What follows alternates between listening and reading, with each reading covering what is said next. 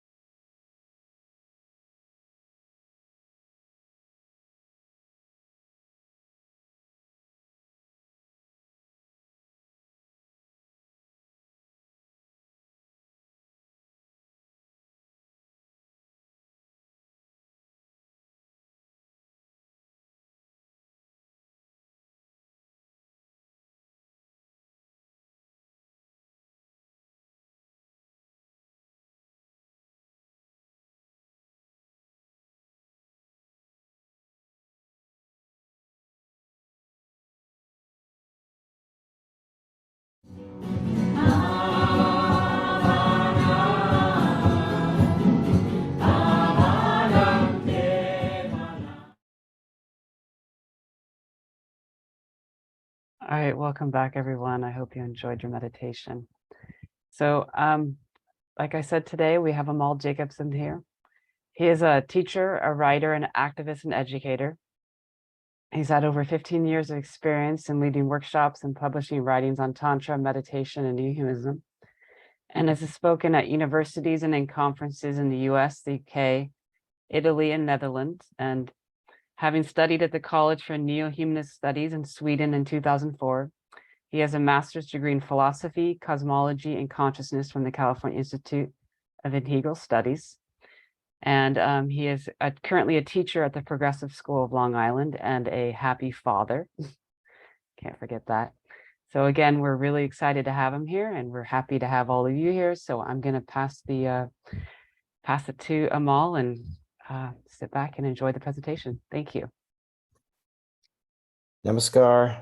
Thank you for that lovely introduction. I appreciate it. I'm definitely a happy father. That's the best part.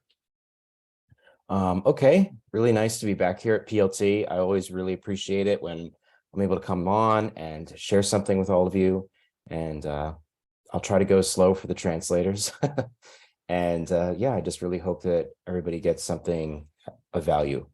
So I was asked to talk about intuition and the koshas. And this is a topic that I think is actually really important for people to learn, because I really feel that the tantric perspective on especially intuition is very different from how people tend to normally think about intuition.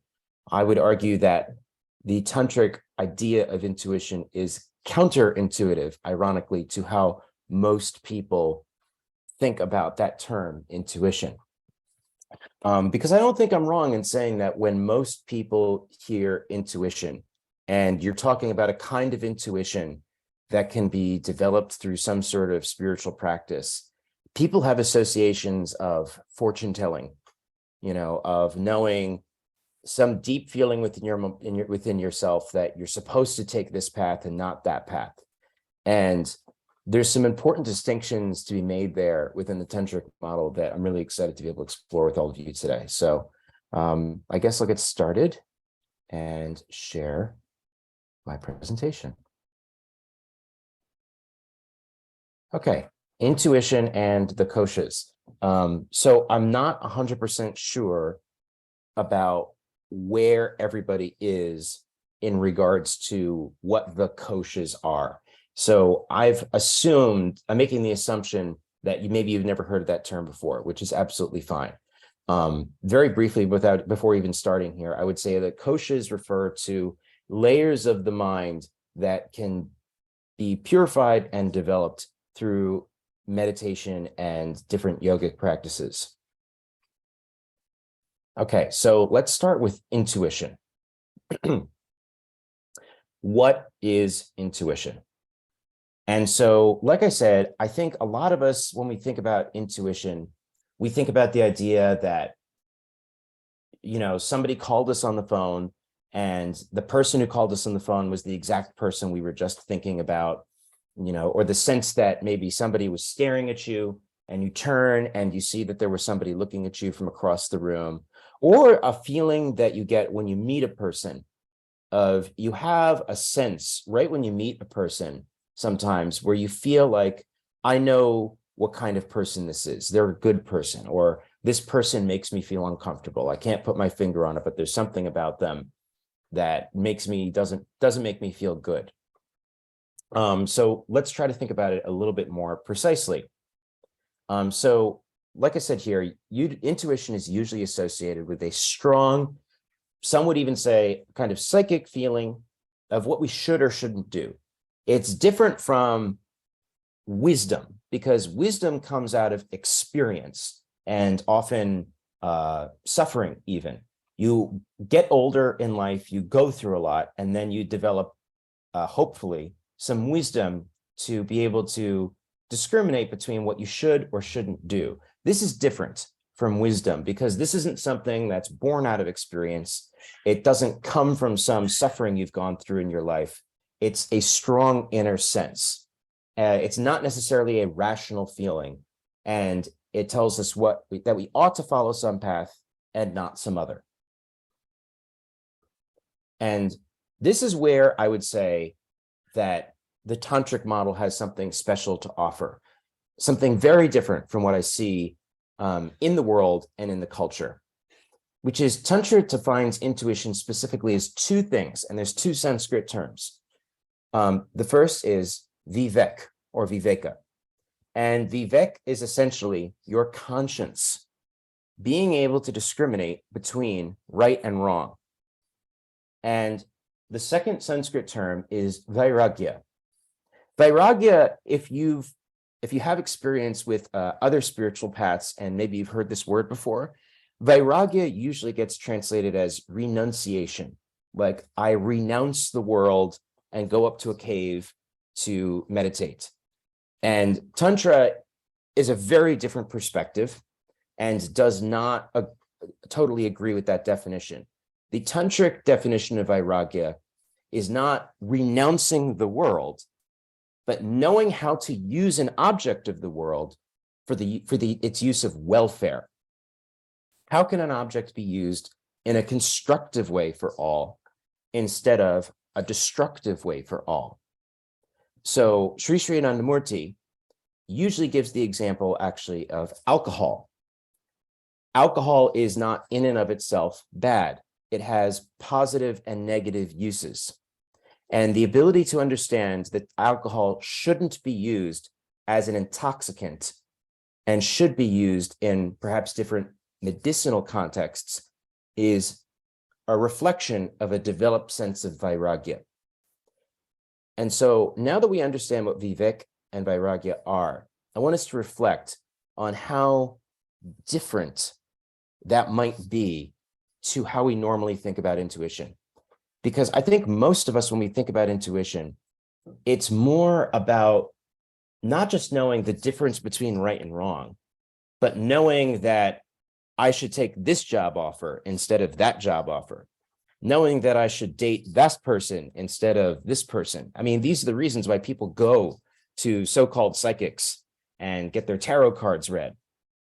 For the most part, people have some anxiety about the future. They have some anxiety about their life choices, and they want some confirmation from some inner spirit or spiritual guide that they're taking the right path. But the right path is defined as the path that will give them the most amount of pleasure and help them avoid the most amount of pain. And that's different from knowing in every moment what should or should not be done, what is right and what is wrong, and how best to help others. There's something very different there.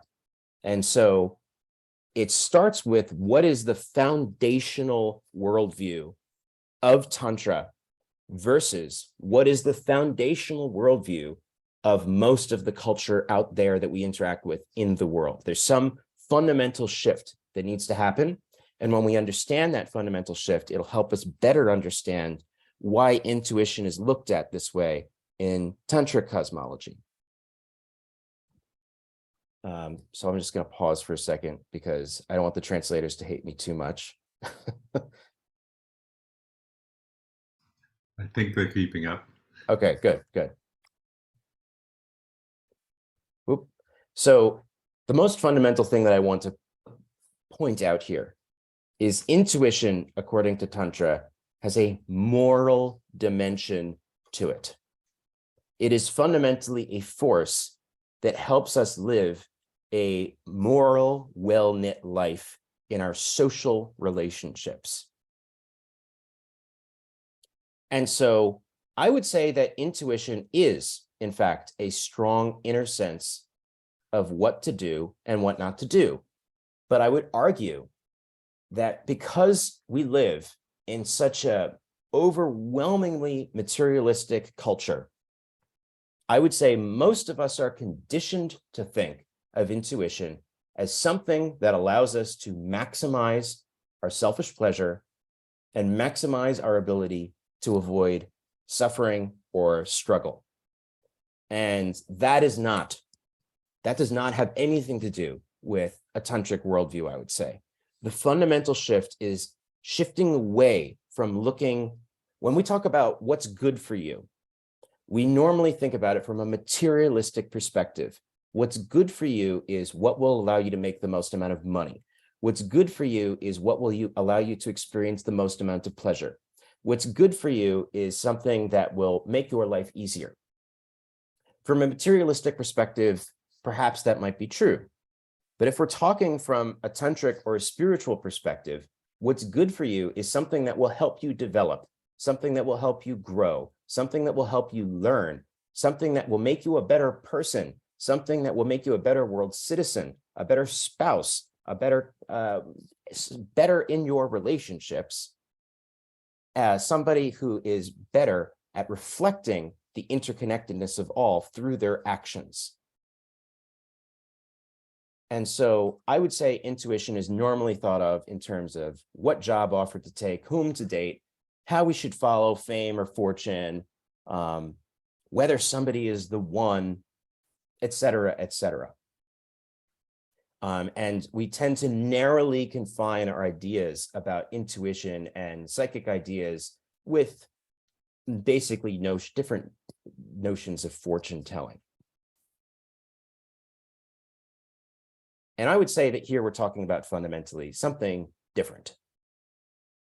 True intuition is recognized by its morality, because if you're able to transcend your limited self such that you're able to directly experience your connection to a cosmic inner source, and from that connection, you're able to gain some sort of inner knowledge. That inner knowledge, if it's being misused to help you become famous, then you're going against the grain of what created that strong connection in the first place. That's why somebody who is able to gain intuition, the real intuition is seen by the morality that they exercise in the world, their ability to discriminate between right and wrong, their moral clarity, and their ability to help others in every moment. And it reminds me actually of a quote by Immanuel Kant, who was the German philosopher. This was in the conclusion of his book, The Critique of Practical Reason. Two things fill the mind with ever new and increasing admiration and awe: the starry heavens above and the moral law within. And so for Kant, and I would say for Anandamurti also, the infinite reflects itself at the outer and the inner levels, at the celestial and the terrestrial levels. The infinite cosmos is reflected within you, and the way that you can see that the infinite cosmos reflected within you is specifically by getting in touch with what Kant calls the moral law within.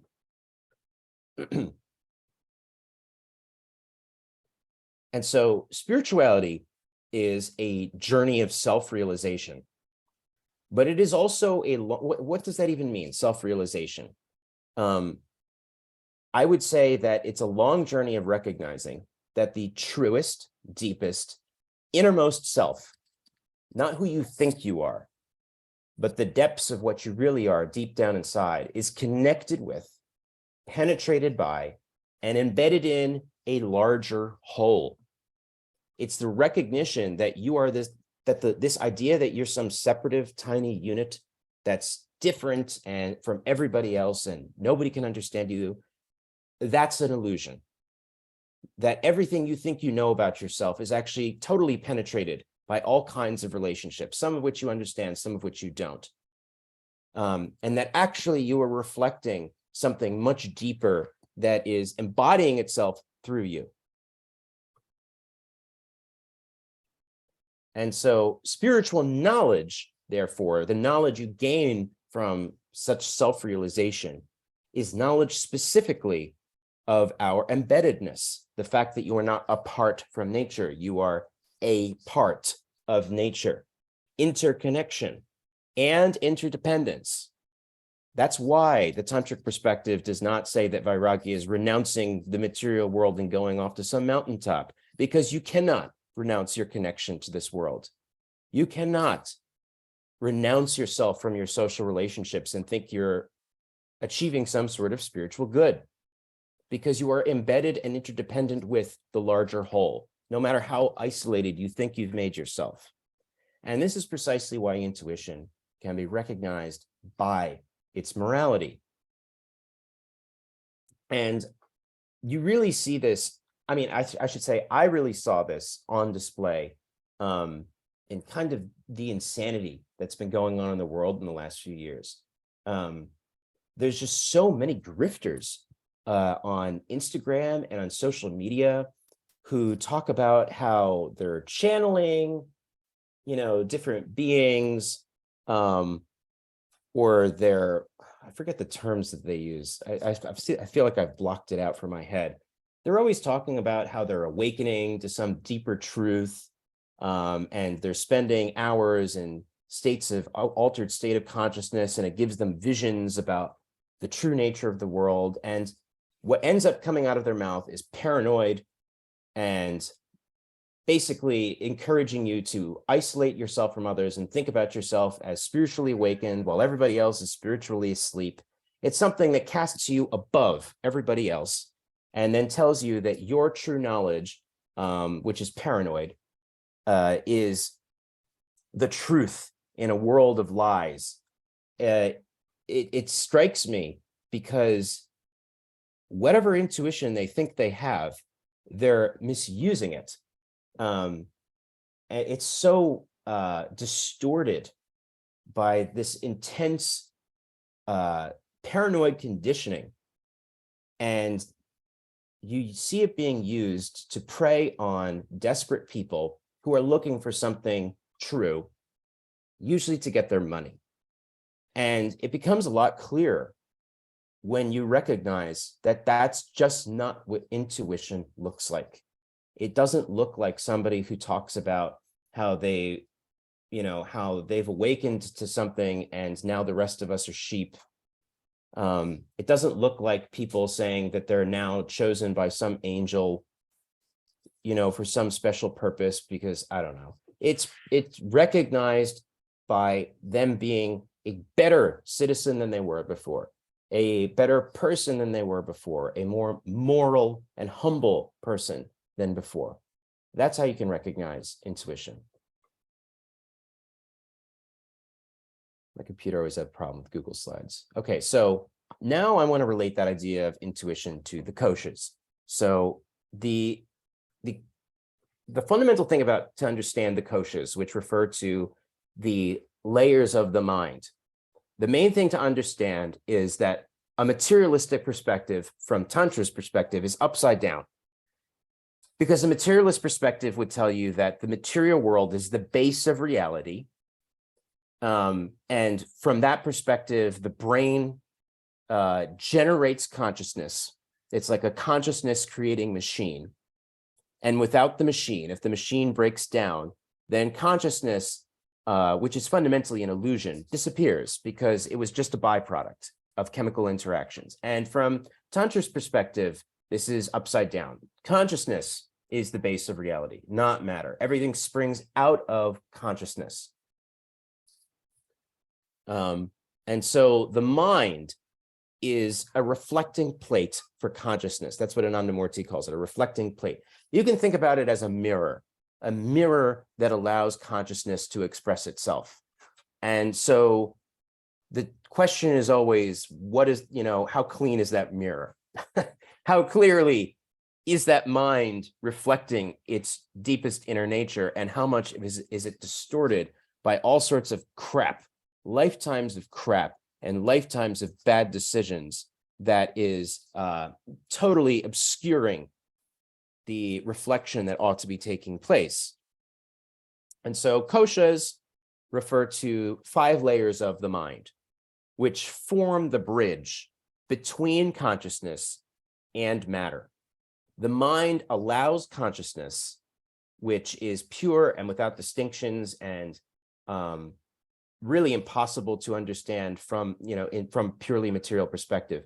It allows itself to embody itself in the cosmos and interact with matter. And so you have gradations of the mind. So the cruder the mind, I would say, the less it will reflect the subtlety and depths of the consciousness within. And conversely, the subtler the mind, the more clearly it will reflect consciousness and have that consciousness illuminate its entire being. And so the important thing to understand about koshas is, let's say you have consciousness on this end of the spectrum, pure consciousness, and then you have the material world in this end of the spectrum. And then in between are these 5 mediating layers of the mind that allows consciousness to interact with matter. So the crudest koshas on this side are more dominated by their close relationship to matter because they need to be able to interact with matter. And the subtlest koshas on this end of the spectrum are more dominated by their closeness to the consciousness at the ground of being. They are less connected with the material world. So we're going to start with the crudest koshas and go to the subtlest koshas.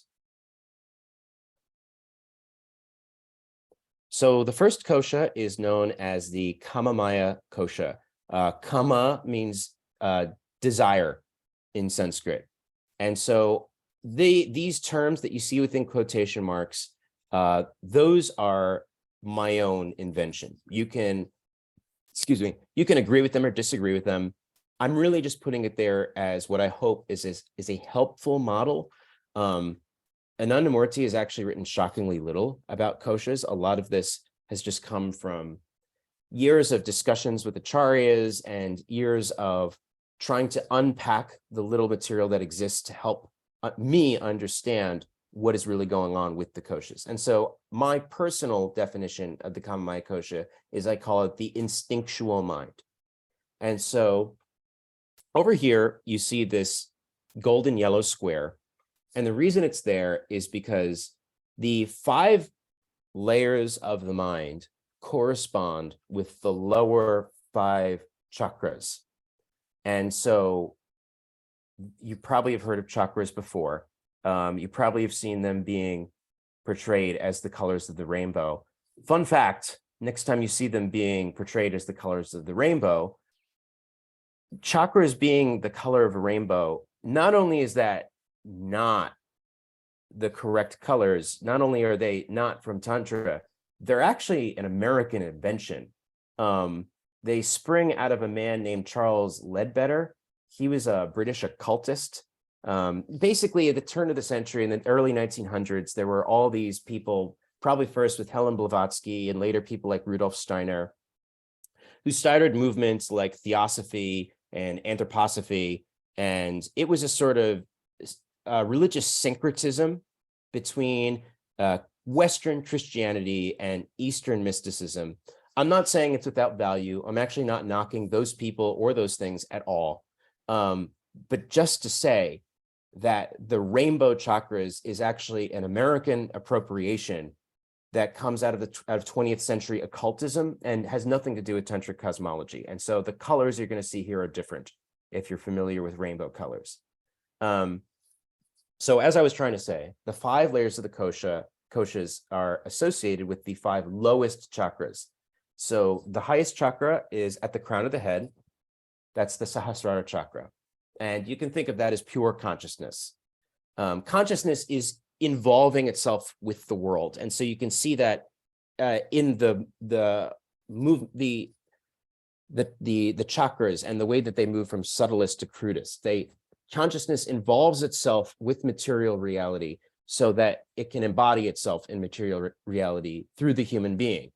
And then in the practice of going through your own spiritual development, you are retraversing that journey from crude to subtle and using the human embodiment of consciousness in matter to evolve out of matter back into consciousness. So at the crudest level of the mind, which is the first chakra, which is at the base of the spine, you have the Kamamaya kosha, the instinctual mind. So the Kamamaya kosha controls the Muladhara chakra, which is the first chakra at the base of the spine. And that first chakra at the base of the spine is traditionally shown to be a golden yellow square, the shape. And the main thing to understand about the Kamamaya Kosha is this is the layer of the mind that is directly connected to the material world. That's its job. Its job is to understand the needs of material reality and respond to it. And so it's mainly driven by physical appetites, hunger, sleep, fear, sex. Okay, it's not that this layer of the mind is bad. It's that it's doing its job. If you're hungry, you need to eat. If there's some lion out there that's ready to drag you out of the cave, it intelligently makes you afraid so that you can deal with that. Otherwise, your spiritual journey as a human being is over. Okay, that's its job. You shouldn't let it run the ship. Okay, it's like putting the toddler at the front of the airplane and tell it to land the plane. Okay, every single layer of the mind should have its role. The role of the instinctual mind is not to rule your consciousness, to make decisions for you, or to run amok through the culture, which is mainly what you see, I would say. So each of these layers of the mind, there is a corresponding practice in yoga that's meant to develop, strengthen, and purify that layer of the mind. And so the Kamamaya Kosha, the instinctual mind, is developed, strengthened, and purified through the practice of Jama Niyama, which are 10 cardinal moral principles. The Jamas help us regulate our behavior with the external world. Like the first one, which you probably have heard of before, is ahimsa, which is do not harm others with thought, words, or deeds. The niyamas regulate your behavior with your own self. And by having morality at the base before you've developed some intuitional understanding of right and wrong, you can control the Kamamaya Kosha so that it does what it's supposed to do and doesn't do things that it's not supposed to do. And that's why Anandamurti famously says that without Jama Niyama, without morality, spiritual practice, sadhana, is an impossibility, because you cannot develop yourself if you're stuck at the crudest level of the mind that's controlling the show and piloting the airplane. So moving up now to the second chakra, which is at the root of the genital organ, is the Manomaya Kosha. And I call that the thinking mind. And so the Manomaya Kosha controls the Svadhisthana chakra, which is the second chakra, and is a shape of a sort of milky white crescent moon. In Tantra, the moon is often used as a metaphorical symbolization of the mind. And the Manomaya Kosha is responsible for thinking and remembering. It's normally all we think of. When we think of the mind, the human mind, we are usually just mainly talking about this, the Manomaya Kosha. And we're just only at the second layer of the mind. So there's a lot more to go. Needless to say, Tantra has a much broader understanding of what we mean by mind. It's concerned with pleasure and pain. You know, this is where you suffer the fruits of your actions, where you feel pain from not getting what you want and feel pleasure from getting what you want. And so it is developed and strengthened through breath control. And in yoga, the very special form of breath control that helps you not only control the energy in your body, but also the mind through its practice is pranayama, which is the fourth lesson of anandamarga meditation. But you know, it's often shown even in introductory yoga sessions these days in yoga studios around the world. So maybe you have some experience with it. Breath control is a big deal. Like there's this very famous scholar named Stanislav Grof, and he was one of the only people for decades in the 1970s who was allowed to legally administer psychedelics in order to study its effect on the human mind, things like LSD. And then finally, he ran out of legal permission. And when he ran out of legal permission, he basically stole a pranayama practice from Tantra and called it holotropic breath work, what it basically is, it's just a form of breath control that literally puts a person in a psychedelic state akin to LSD. That's how powerful breath control can be. Needless to say, that's not exactly what pranayama is about, because it's not about entering into a different state of consciousness. It's about learning to control the mind. So, because all of these practices are about making the mind subtle. It's not about having some crazy experience that you can then talk to other people about. It's about making the mind as pure and as subtle as possible so that it can clearly reflect over time the consciousness that is illuminating from within. Did I do everything? Yes. Okay. Now we're finally beyond what we normally think of as the mind. And so at the third chakra, which is in the abdomen, we have the Atimanas Kosha. I've called this the archetypal mind. That helps me understand what's going on here. Archetypal is a term that comes from Carl Jung, and it refers to the idea that, that there's not only your individual unconscious mind, that you are embedded in a collective unconscious that has all sorts of images and archetypes that you're in touch with unconsciously that come from others and have come from all the humans who have ever lived. So the Manipura chakra, which is at the abdomen, is a red triangle. And so the most important thing to understand what's going in the Atimanas Kosha is to understand the idea that this is where the seeds of your sanskaras are held. So sanskara, you may or may not be familiar with. It's sort of like how most people refer to karma. The idea is that you perform an action, and that action, good or bad, creates a kind of distortion in the mind that requires a reaction. Good actions require good reactions in order to balance out the imprint that's been made on the mind. Negative actions require a negative reaction to balance out the imprint that's been made on the mind. And so your past actions that are waiting to come to fruition, you can think, the way that I like to think of them is sanskaras are like your psychic momentum. They're what pushing you, they're like what's pushing you towards liking this thing and not liking that thing. Wanting to do this thing and not wanting to do that thing. That's how you can most obviously recognize your sanskaras, because the reason you want to do this thing and not that thing is because of all the things you've done for however many millions of lives before and are doing in this life. And if you can understand that this is where the seeds of your sanskaras are, then you can understand that the Atimanas Kosha is what's responsible for your sense of aesthetics, your sense of beauty. It determines what you're attracted to and what you're repulsed by.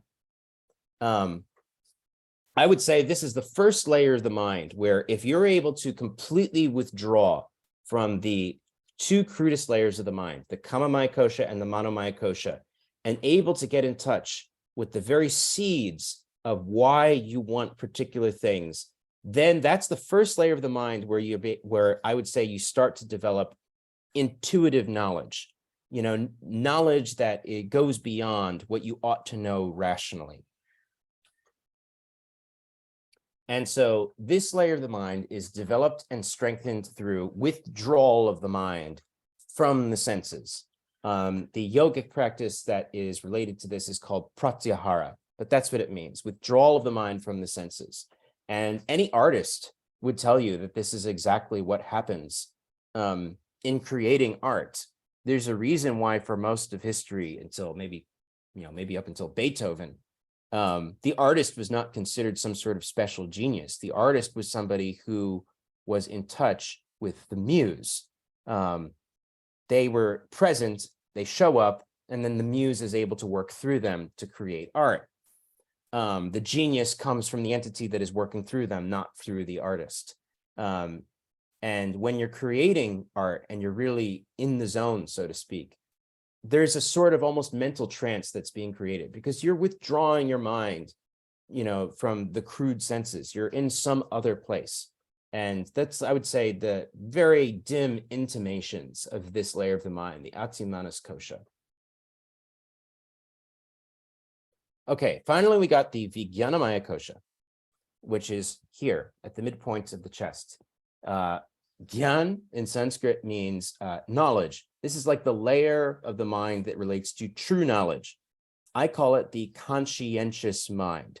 This is really the layer of the mind that has to do with intuition, because you need to be able to transcend your personal sanskaras to really be in touch with intuition, because otherwise you're still stuck with your mental conditioning. You're conditioning to see these things as good and those things as bad, which come from millions of lifetimes and just a lifetime of being totally conditioned by your culture and society. You need to be able to transcend that to gain any true intuition. And so here at the midpoint of the chest is the Anahata chakra, and it's a kind of smoky green hexagonal shape. It's actually two equilateral triangles that are interlocked. The center part of it is the hexagon. So what you're not seeing here are the two interlocked triangles, like what you see in the Pratik or the Star of David. And then the center of it is that hexagonal shape of the Anahata chakra. And so the important thing to recognize about Vijnanamaya kosha is this is the first layer of the mind to transcend your personal sanskaras. In other words, it's the first layer of the mind that is finally able to see past your personal nonsense, your personal prejudices, your personal preferences, your personal attractions. And that's why this is the layer of the mind that deals with intuition. This is the seat of Vivek and Vairagya. Vivek is being able to discriminate between right and wrong in every moment. And Vairagya is being able to know how to use something in the world for the welfare of all. When we have so many ways of saying this, even our own culture, follow your heart. You know, we recognize that there's some sort of inner self, and we can even, if we withdraw our mind a little, we can even understand that it's somewhere in our heart, this feeling of connection to the whole that tells us you shouldn't be doing that. You should be doing this. This is wrong. You should do that. You know you should do this. Most of us might feel sort of convinced in the moment that we're doing the right thing. But I would argue that most of us deep down inside know when we're doing the wrong thing.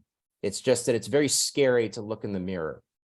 And so at the crudest level of mind, which is Kamamaya kosha, you need a set of values that guide you very strictly. That's Jama Niyama. At this layer of the mind, it's almost like, because that was the base, you've moved on to a place where it's less about some sort of code that's guiding you, and it's more about your direct relationship to cosmic consciousness. And through that direct relationship from cosmic consciousness, you can intuitively perceive clearly in every moment what's right and what's wrong. And that's what intuition is all about.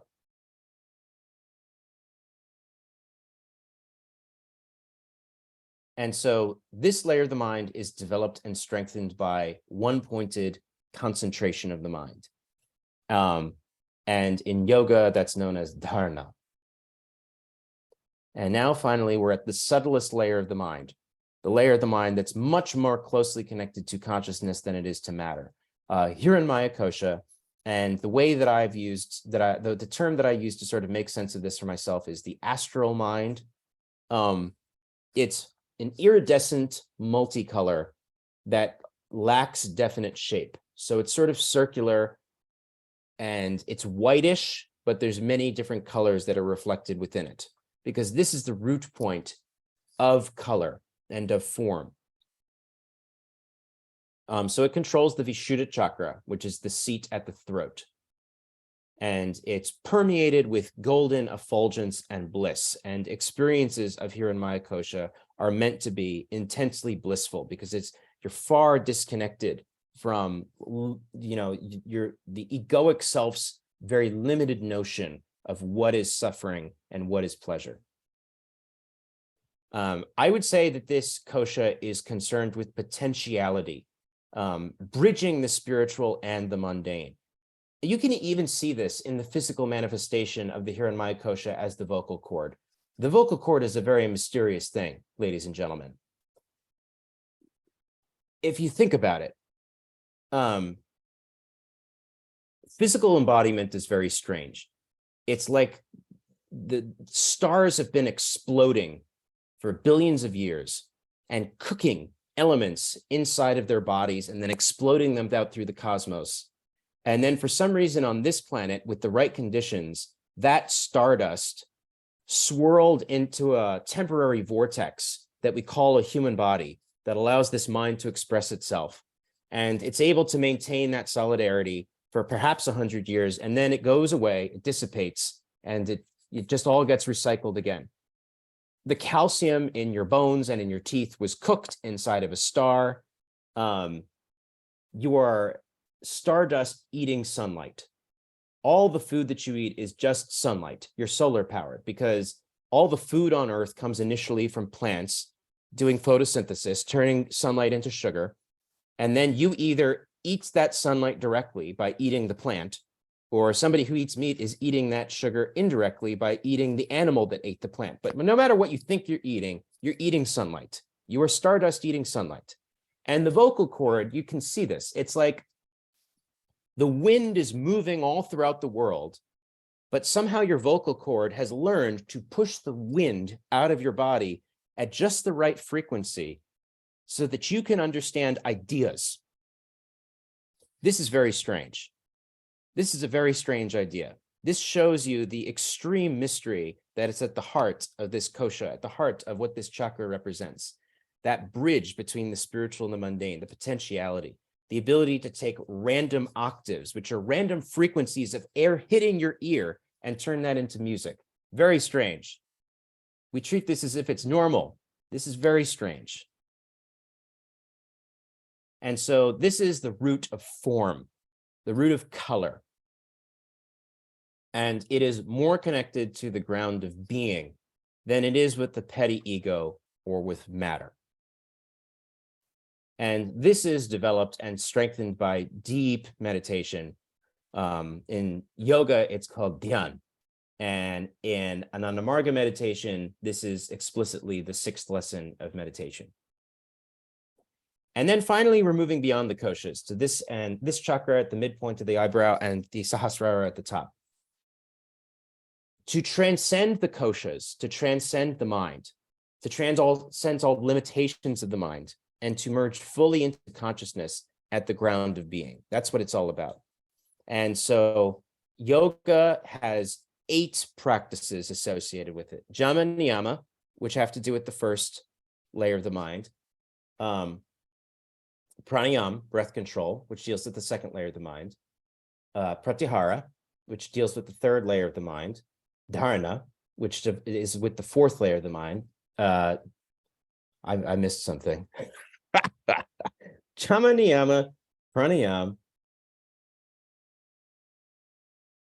pratyahara, dharana, dhyan, samadhi.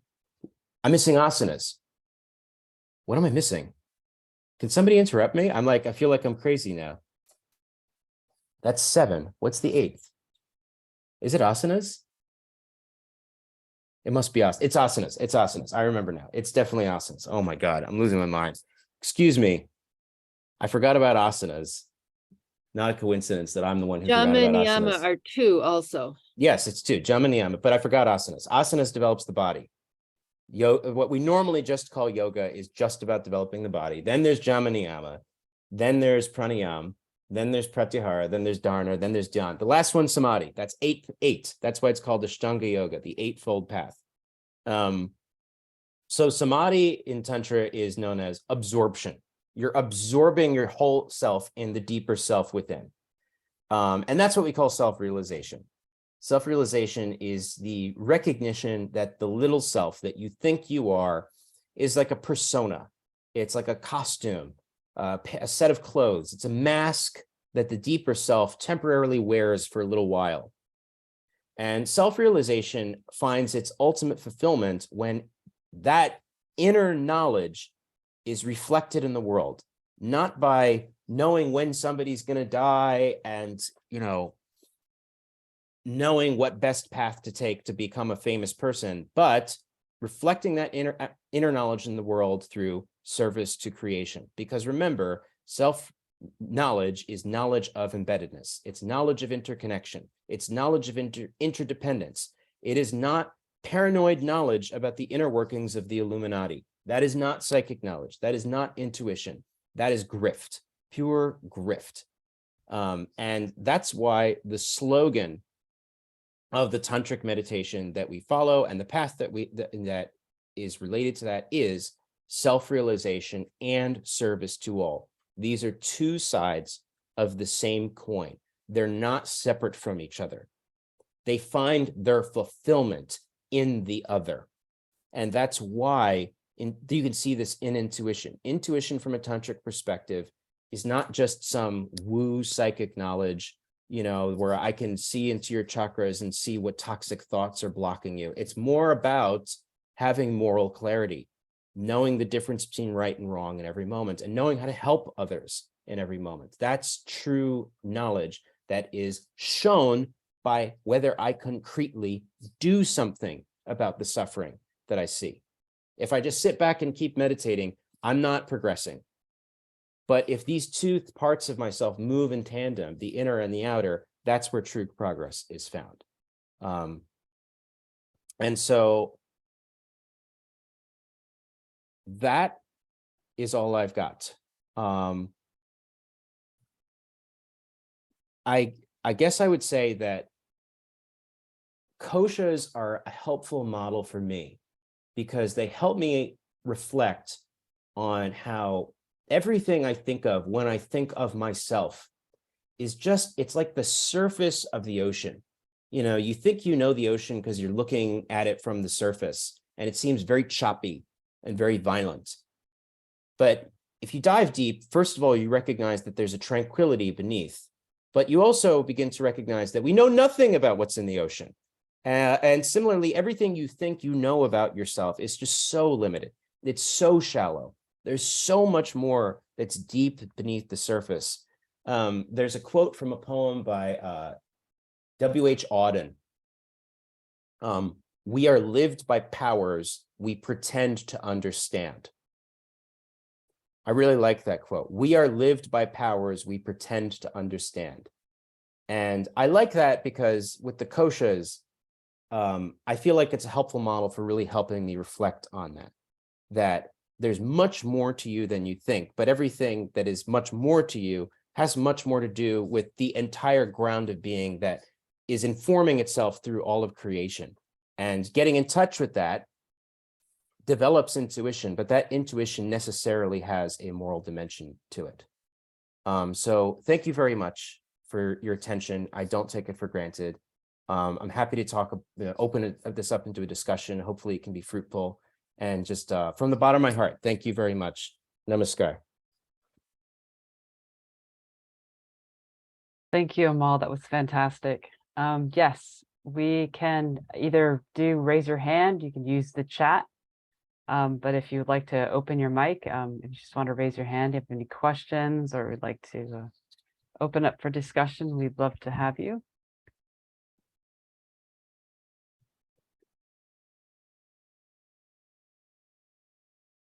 Yeah, somebody. Don't be shy. Yeah, don't be shy. I have a question, or maybe request to go deeper in something that you said about the Atimana's kosha Yeah. and the ideas, the archetypes that we absorb during our society, during our growth, right? And just kept me thinking on later on how an idea that we hear might actually manifest in a samskara, right? And keep us moving. So could you explain or go deeper into that if it's possible? I'm happy to go deeper into it. Just help me. I'm just seeking a little bit of clarification. So would you like me to go deeper onto the idea of what is an archetype, or what exactly? No, how do you feel or think those archetypes or those ideas when we grow up actually manifest in our body? Like what could be the expansion of or the extension of the output that those ideas might have in us. Mhm. Yeah, that's a really interesting question. It's difficult to answer. Carl Jung used to treat the archetypes as real. He felt like it was a mistake to consider reality just material reality because our only direct experience of the world is psychic. It's through our mind. And so to treat the archetypes as anything but real things that is informing our consciousness is a mistake psychologically. And so it's a very difficult question. I guess the only thing I can say is to speak to my own personal experience.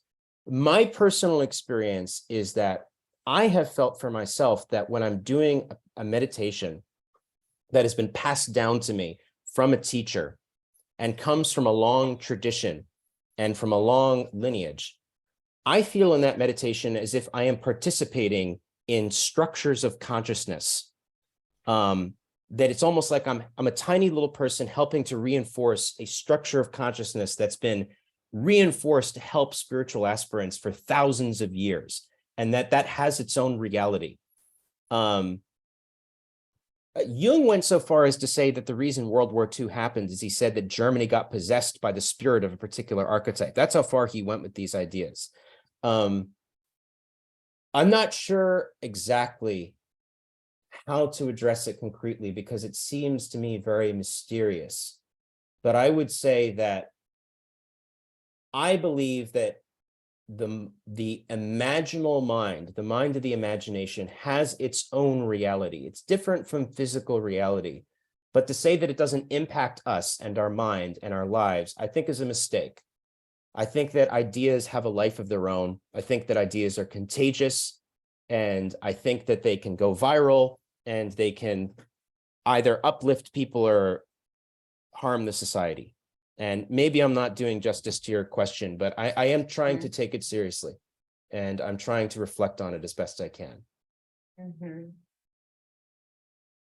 Yeah, that actually keeps me back to what you say last, that I am really thankful for that. And that's a message that I think I get from this experience, right? What you said about the vocal cords. Mm-hmm. And that connected with the effect, right, that is going to happen even after the idea has been emitted. Mm-hmm. Mm-hmm. Okay. Well, thank you. Thank you. We have a comment in the chat from Lakshman. It said, this actually clarified the chakras for me. And then he wrote, in our culture, we're immersed in the rainbow vision of chakras. I'm happy to see the truth behind what they really are. So. Yeah, I mean, the way that Anandamurti always puts it is you live in a very colorful panorama. It's very, very easy to get sort of spellbound by that colorful vision. And that's why the practice of Guru Puja is essentially the practice of offering those colors away, recognizing that you need to become more interested in the source of the colors rather than the show that's being put on. Which makes me think of Plato's cave. Yes, yeah. I mean, if you guys want to learn some philosophy, once you've learned Anandamurti, those ancient Greeks, they were onto something, let me tell you. But I think this group is an example of what you were mentioning, of the mystery of the vocal cords. Mm-hmm. How these sounds, I understand the sound when I recognize it as English, and I don't understand a lot of other sounds that we call other languages. Yeah, I mean, that's Many people what do. Yeah. I mean, it's no secret that Anandamurti was basically obsessed with languages. And I think it's for this exact reason. He defines language. I mean, I'm going to get this wrong. I'm sort of paraphrasing here. But with language, the most important thing about language is that it's reflecting some inner psychic state, that speaking one language as opposed to another actually structures and informs the consciousness of the person and the psychic propensities of the person, because it's an outer reflection of something that's happening within, and it's created in tandem with an entire culture. It's very interesting. So Maheshwaranandaji says, we spiritualists are always trying to perceive what the Supreme Consciousness wants us to do. When I have a choice to make, I often feel that the most difficult path is the best one for me to follow. So when someone feels they are receiving direction from the Supreme, thus we can never know for sure that I feel can be intuition too. Yeah, it's interesting that you bring up that the best path is often the hard path, because that sort of shows the upside downness of the world. Most fortune tellers will not tell you that the thing that you need to do is the really difficult thing, because then they wouldn't get paid. Because most of us go to those people because we want to feel some sense of validation, like that I did everything right and I'm on the right path and I'm such a good person. And if I follow this way, I'm going to find the one who really makes me happy. It's a trick, it's a kind of it's a sort of trick that we play on ourselves to keep us from going out into the world and facing the dragons that are out there. It's easier to stay in our hobbit holes. But what's interesting is the way in which the culture has completely reinforced the idea that to stay in the hobbit hole is the good and the right thing to do because it makes you feel good. It's like the highest ideal is that selfish pleasure. I believe we have Shiva has raised his hand. Hi, namaskar. My Namaskar. question actually relates to what Dada just mentioned. Actually, he told me that piece of wisdom as well in making a tough decision. And sometimes, and in my own life experience, I've made some really hard calls and it turned out to be the right one, even though it was not as easy. But my question relates to the samskaras. So we're trying to realize our true selves, right? But each of us being comprised of prakriti, we have these individual personas that are embodied. Now, how do we discern those elements that have been compounded over millions of lifetimes and reincarnations from the true self? And perhaps some of those habitual samskaras may serve us in that we live in the world, and being tantric, we are to not go off into a cave, but to help others. But some of those may not be serving us. And I guess the sadhana is the mechanism in which to make that discernment. But sometimes it is difficult, whether this aspect of who I am is something I shouldn't change. I should embrace this nature of myself, or perhaps I need to work on changing this thing. What advice would you give to us?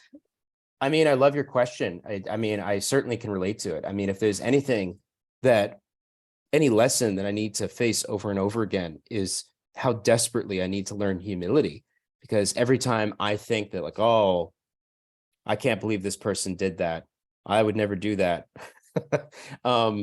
Life can just ground you to dust and you realize you never understand what it's like to be another person. I would say that, it's very difficult. I'm somebody who can often feel really indecisive when it comes to knowing what's the right thing to do.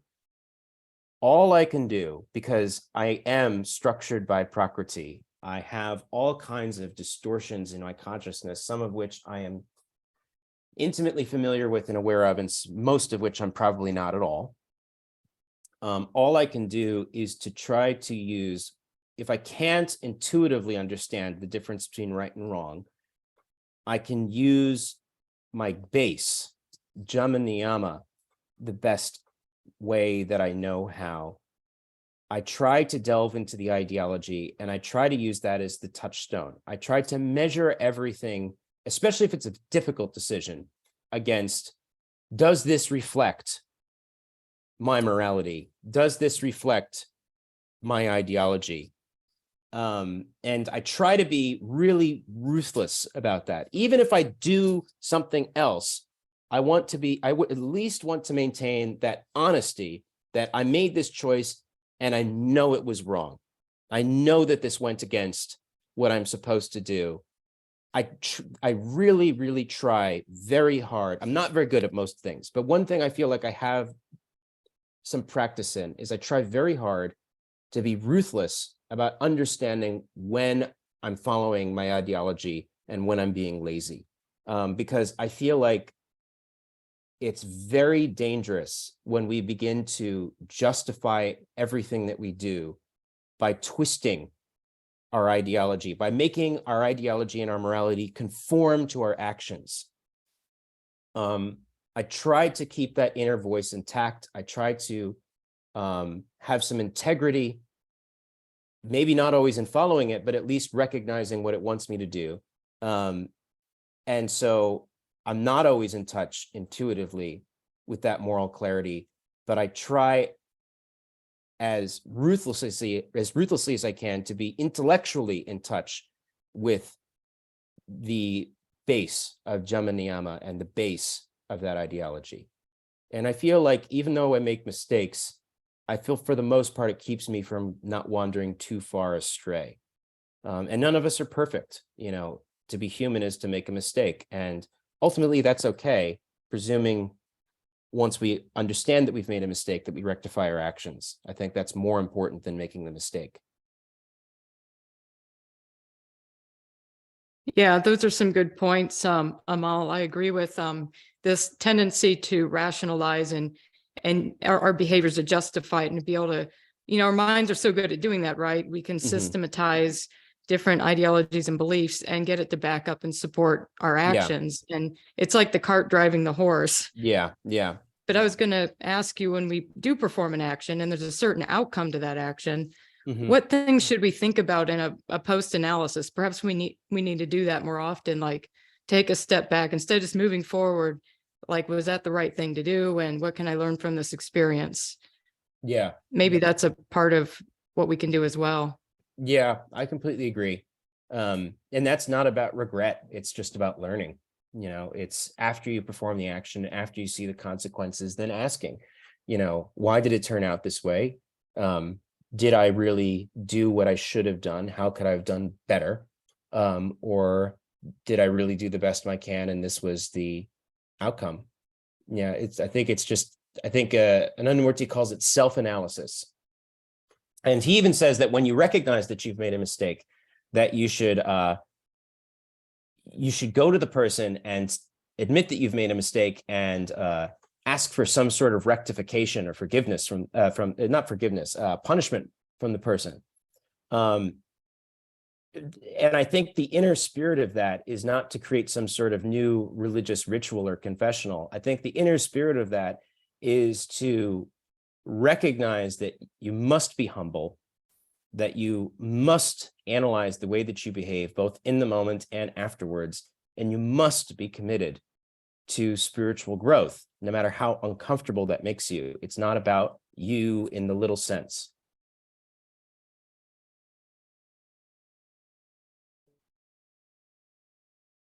Thank you very much. And so Leela in the chat is saying, the way I understand sanskaras is they bring me to experience something to balance out the action I did long ago. So I start thinking of why I get into the situation that I get into, good or bad. I try to think how I should act, Jama Niyama, to be in situations that would bring me to situations I prefer. Yes, I completely agree. I'm really somebody who's a firm believer in the idea that you experience things as many times as you need to learn the lesson. And if you don't learn the lesson the first time, it's going to get worse the second time, and then worse the third time. But the moment you're able to recognize what is the inner reason why you keep facing this, what is it trying to get you to face, the moment you're able to actually face the psychic distortion and work to rectify it, those situations just dissipate and they stop coming to us over and over and over again, because the mind is like a mirror that's reflecting what's within. And we're acting as mirrors for other people, and they are acting as mirrors for ourselves. Tarika, did you have a question? You had your hand raised earlier. I think, no, not a question. They were talking about the vocal cords, and I just wanted to add that I took a energetic singing workshop recently. Mm-hmm. And the teacher actually said that the way we use our instrument and the way our voice gets out is the level of consciousness we are giving to the world, like through the sound of our voice and our communication and our internal song. Yeah. And yeah, I thought it was really amazing, and also wanted to thank you for your beautiful presentation. It really touched Thank me. you. And I I'm happy wanted to hear to it. know, I wanted to know if your slides can be shared in some way, because Yeah, I mean, I usually somebody at the end from PLT asks me to share it and they post it somewhere. I'm happy to do that. yes, it was an amazing presentation. Thank Thank you you. very much. Tarika, I'll And make sure, Scott, yeah, definitely we'll Understood. post it. thank you. Definitely. Yeah, I'll share those. Thank you. Is there anyone else that would like to ask a question or make a comment before we close today? All right. Yeah. All right. Well, I'll just throw in one quick yeah. comment. I just saw a movie recently where toward the end, it's kind of like you described. The person said, I did this wrong thing. You know, what's my punishment? Mhm. And the other person said, to live with yourself. It's often the hardest thing to do. Right. So, you know, use that as a guide of how can you live with yourself later. Anyway, so shall we wrap up, Krishna Prema? Yes, please. Yes. Thank you. I just want to thank everybody again. Thank you for your attention. I really appreciate it. I'm going to be having a book that's coming out very soon that hopefully can be used for prachar purposes. Just so you know, it's going to be called Beyond Materialism, and I'm designing it hopefully so that people can use it specifically for prachar. So just wanted to put that out there that that's coming if anybody's interested. But thank you again. Fantastic. And so before we go today, we like to do at our closing, we like to do what's called a waterfall. So for those who have been here for our live sessions, you know the drill. But for those that don't, what we do is we write something that inspired us today. And Reka asked, how will we know how to get your book? I have no idea. Okay, well, we'll make an announcement here for sure. We'll make sure we get it's done. I really just need to record the audiobook, so it'll be out soon. Fantastic. So what we'd like you to do is write something that inspired you. It can be anything, it can be something you learned today in the chat, but don't push the button, the return button before we're going to do a countdown. So it kind of everything comes down like a waterfall. So I'll give everybody a few seconds to write something in that inspired you into the chat, and then I'll do the countdown.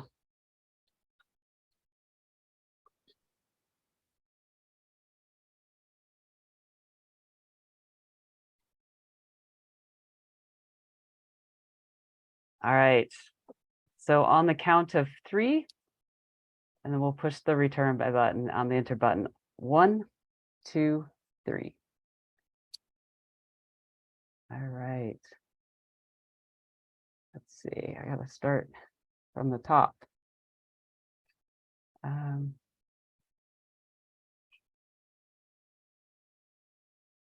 We got, let's see. Sorry, I'm getting to the top. So we got many thanks, Amal. Amal's presentation. We have Didi said the Kirtan group we started with. Yes, we really enjoyed that. We had Stardust eating sunlight. Amal said, I'm inspired by how many people are committed to the spiritual growth. We have Dadameshwarananda to know what to do and what not to do. Phyllis said, what I learned today. Reka said, connecting koshas with chakras. I thought that was really valuable too. Shiva said, we are loved by powers we pretend to understand. Anandi said, the clarification of developed intuition as moral behavior. Jaya said, connected. Ayush said, presentation and explanation. Karun, I'm Stardust eating starlight. I think that was very popular. Tarika, the presentation and getting the realization that I'm Stardust eating. I am Stardust and eating Stardust. Lakshman, the whole presentation inspired me. I'll be thinking about it all day. Devesh, mind and reflection. Adideva, presentation, Amal Jacobson. Talila, the answered my questions. Niti Joy, Nia Prima, the call to action that comes from our inner connection. Subodh, color and shapes of koshas. Leela, Amal's dedication to learn Anamurti's philosophy so deeply. Tamara, to admit and confess. Chandrika, love, and Soma, the teacher lecture. So that's fantastic. And I want to say thank you, Amal, for being here. It was such a pleasure and a joy to have you. And It's always a pleasure to be here. yeah, and thank you to our translators. We could not do this without you guys. It's very, really important to us and to everyone to be able to hear it in their language. So we really appreciate that. We appreciate our host, Karun. He makes this always run so smoothly. And of course, we thank you guys all for attending this today. I wanted to say this morning, but I realized we're at all different parts of the world. So for Vietnam, it's pretty late at night. And for me, it's still 6 o'clock in the morning. So anyway, what's great to have such a global group here. We will post this recording, and I will also email it out because I've had a lot of requests from all that were on different time zones, like one in New Zealand. Will you please send me the recording? So that was great, exciting. And yes, and for everyone that's not a part of our community, we'd love for you to join the community. And we have plenty going on. We do have live sessions on Saturdays. We have spiritual speaking with Dada Maheshwar Ananda on Tuesdays and Saturdays. We have a Spanish Dharma Chakra group on Tuesdays. So a lot of things happening in our community. And if you would like any information on that, you can always reach out to support at planetaryleadershiptraining.com. And again, we appreciate you all being here, and we wish you a wonderful day. Namaskar. Namaskar.